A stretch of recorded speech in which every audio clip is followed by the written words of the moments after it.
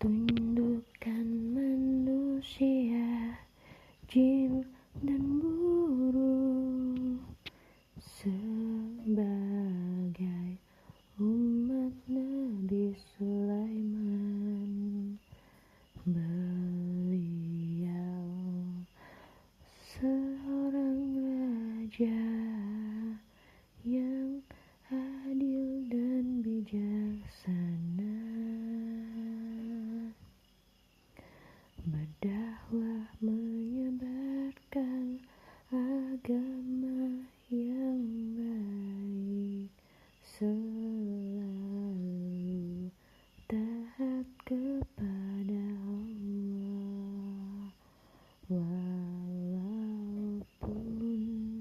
ia kaya raya, tak pernah mau melalaikan kewajibannya.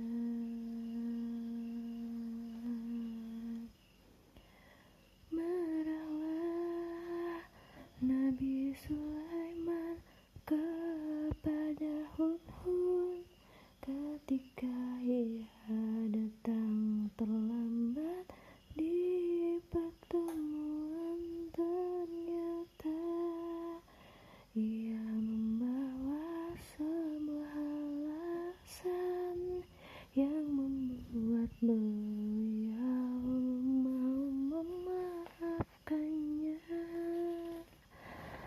Balqis datang ke kediaman Nabi Sulaiman yang penuh kemewahan. Balqis turut pula beriman melihat